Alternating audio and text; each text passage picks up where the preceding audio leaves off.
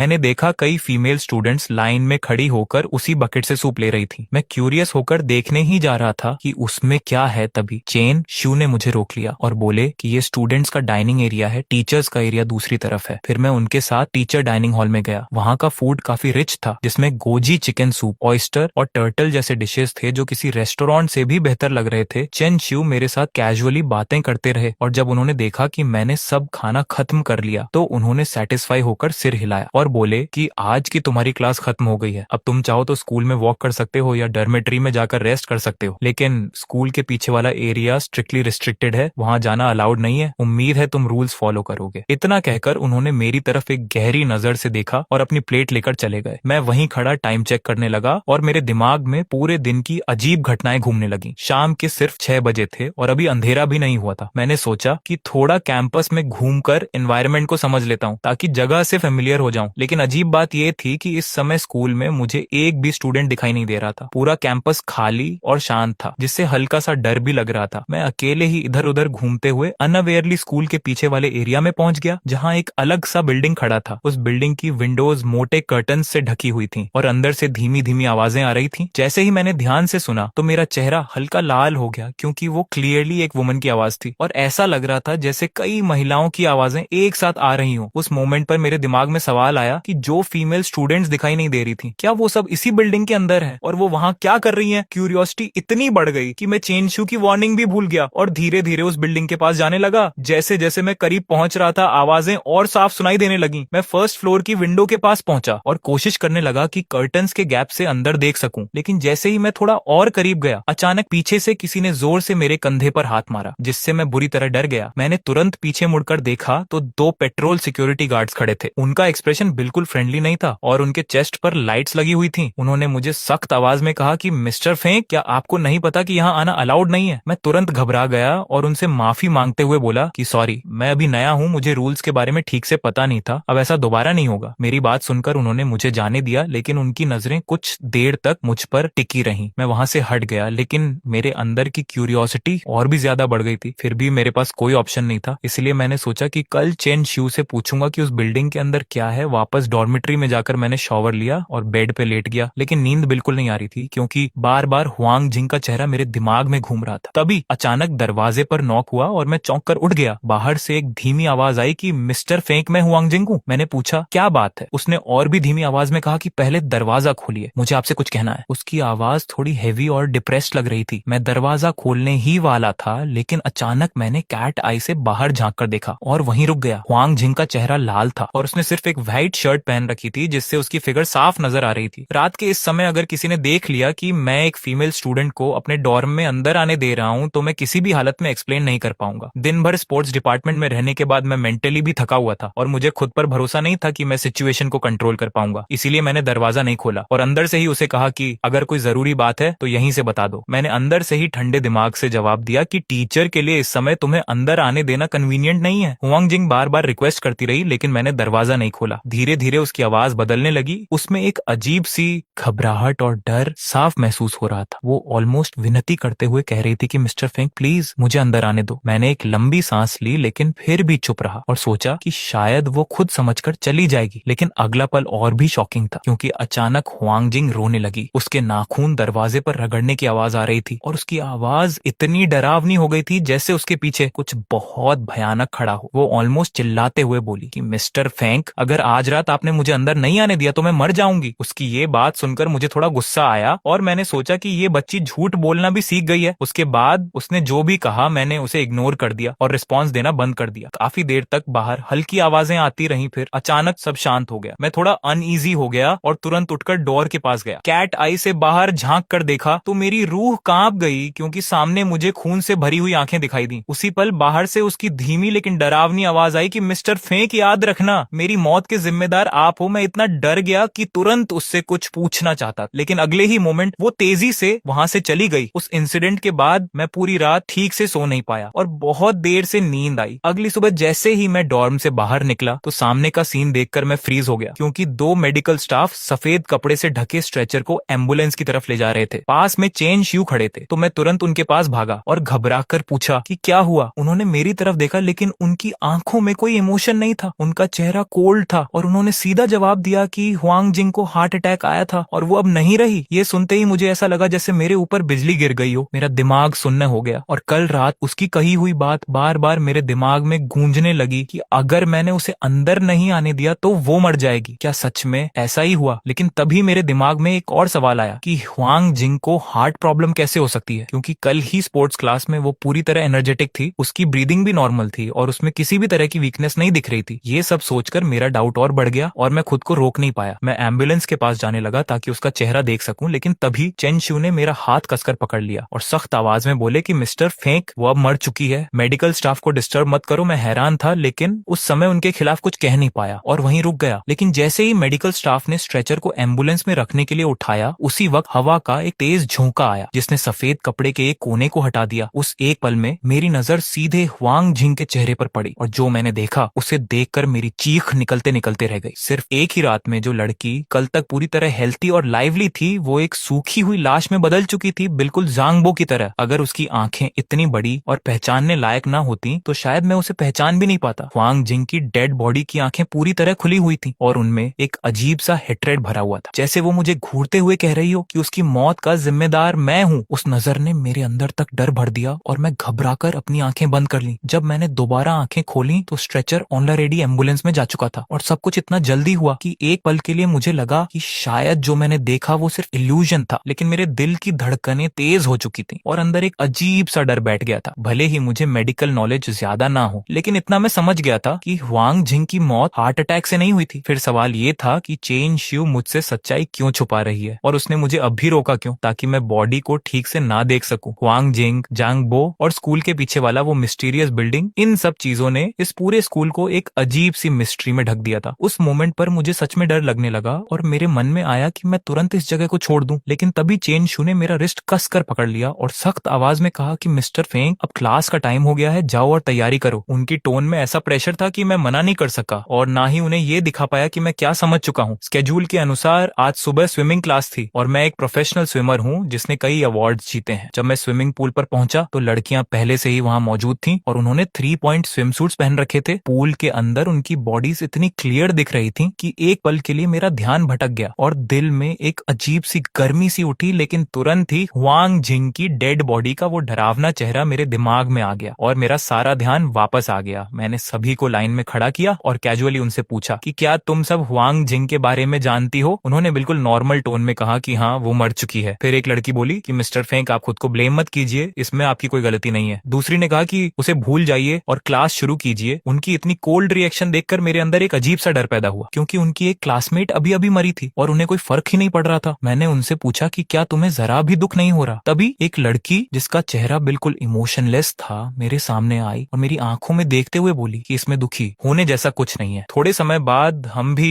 उसकी बात पूरी होने से पहले ही मैंने आंखें बंद कर ली और समझ गया कि इस स्कूल में जरूर कोई बहुत बड़ा सीक्रेट छुपा है जिसके बारे में सिर्फ मैं ही अनजान हूँ। उनकी इंडिफरेंट बिहेवियर देखकर मुझे समझ आ गया कि उनसे कुछ पूछना बेकार है। क्लास शुरू होते ही वो सब फिर से मेरे सामने खड़ी हो गई और वैसे ही मुझे घूरने लगी जैसे कल कर रही थी। इस बार मैं बहुत कॉशियस था और मैंने डिसाइड किया कि किसी भी स्टूडेंट के साथ अननेसेसरी क्लोज कांटेक्ट नहीं करूंगा। अगर कोई हेल्प मांगता भी तो मैं डिस्टेंस मेंटेन करके ही सिखाता। मैं पूरी कोशिश कर रहा था कि आज की क्लास बिना किसी प्रॉब्लम के खत्म हो जाए। लेकिन जैसे ही मुझे लगा कि सब नॉर्मल है, तभी अचानक वही लड़की पूल से बाहर चढ़कर मेरी तरफ आने लगी और माहौल फिर से अजीब होने लगा। उस लड़की का चेहरा बिल्कुल सफेद पड़ चुका था और उसका पेट जमीन से लगा हुआ था। मैं तुरंत उसके पास गया और उसे सहारा देकर उठाया और पूछा कि क्या तुम ठीक हो? चलो मैं तुम्हें इन्फर्मरी ले चलता हूँ। लेकिन उसने सिर हिलाकर मना कर दिया और चेंजिंग रूम की तरफ इशारा करते हुए धीरे से बोली कि टीचर, मेरे पेट में बहुत दर्द हो रहा है, क्या आप मुझे वहाँ थोड़ी देर आराम करने में हेल्प कर सकते हैं? मैंने ज्यादा सोचे बिना उसे सहारा देकर चेंजिंग रूम तक पहुंचाया, लेकिन जैसे ही हम अंदर गए उसने अपने पैर से दरवाजा बंद कर दिया। उसका चेहरा दर्द से भरा हुआ था और उसने एक हाथ से मेरे शरीर को पकड़ लिया। फिर धीरे से बोली कि टीचर, यहाँ सिर्फ हम दोनों हैं, आप